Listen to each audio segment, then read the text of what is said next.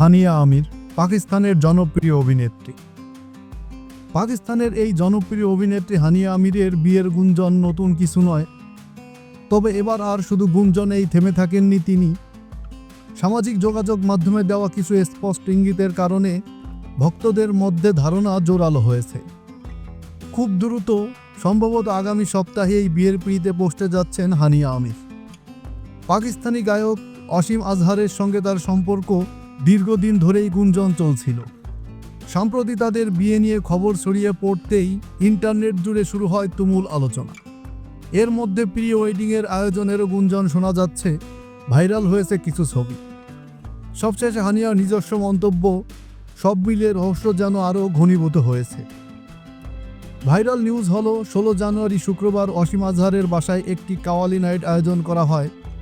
অনুষ্ঠানটির একাধিক ছবি সামাজিক যোগাযোগ মাধ্যমে ভাইরাল হয়, যেখানে মিল দেখা যায় ব্যাকড্রপ ও পোশাকের রঙে, যার ফলে অনেকেই ধারণা করেন প্রি ওয়েডিং অনুষ্ঠান শুরু হয়ে গেছে। যদিও এই বিষয়ে আনুষ্ঠানিক কোনো নিশ্চয়তা মেলেনি, তবে সবচেয়ে বেশি আলোচনায় আসে হানিয়ার সাম্প্রতিক ইনস্টাগ্রামে পোস্টে ভক্তদের মন্তব্যের জবাবের কারণে। এক ভক্ত প্রশ্ন করেন, পরের ফাংশন কি ঢোলকি নাইট? এর উত্তরে হানিয়া লেখেন, ডান। আরেকজন ভক্ত লেখেন, কাল থেকেই শুরু, তাই তো? হানিয়ার জবাব, ঠিক একদম।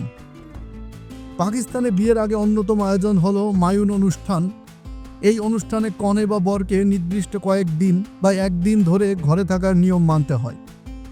সাধারণত হলুদ রঙের পোশাক পরানো হয় এবং পরিবারের বড়রা হলুদ, তেল এবং প্রাকৃতিক উপাদান মেখে দেন। অনুষ্ঠানটি আনন্দ, গান ও পারিবারিক আড্ডার মাধ্যমে উদযাপন করা হয়।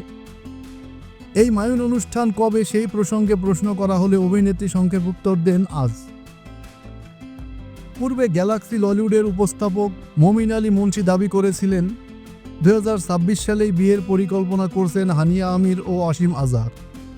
সেই বক্তব্যের পর থেকেই জল্পনা আরও গতি পায়। তবে এত আলোচনার পর এখন পর্যন্ত হানিয়া আমির কিংবা অসীম আজহার কেউই আনুষ্ঠানিকভাবে বিয়ের খবর নিশ্চিত করেননি। ফলে ভক্তদের অপেক্ষা এখন শুধুই সেই চূড়ান্ত ঘোষণার।